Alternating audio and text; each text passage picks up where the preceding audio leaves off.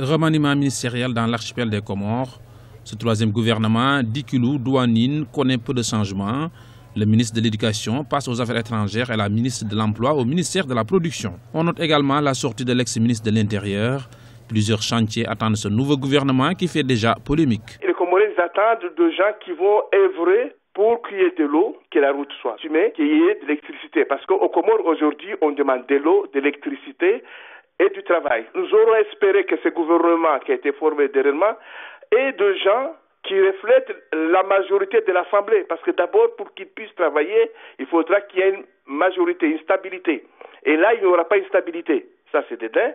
De deux, les gens qu'on a posés, qu'on a mis dans des postes stratégiques, ce sont des amateurs. Aux Comores, aujourd'hui, on a besoin, par exemple, aux affaires étrangères, de quelqu'un qui connaît les rouages, parce qu'on va vers les élections de 2016.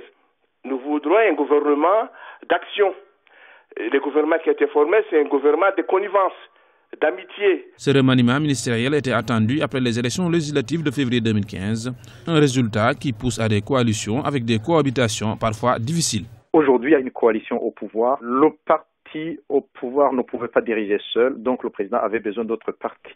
Au niveau de la coalition, il y a beaucoup d'animosité pour arriver à être parmi les gens en tête. Surtout, il y a les tensions entre les autres provinces et Anjouan. Donc le président a joué aussi sur ces rivalités entre les provinces. À savoir que les îles de Comores sont composées par plusieurs provinces et surtout c'est la région d'Anjouan dans laquelle où il y a les grands électeurs. Ce qui, en même temps, on doit souligner qu'il y a beaucoup de rivalités entre les anciens présidents et le nouveau, ce qui fait que souvent ce sont des ennemis qui deviennent des amis donc pour former le gouvernement. Rappelons que la présidentielle est prévue en 2016 aux Comores.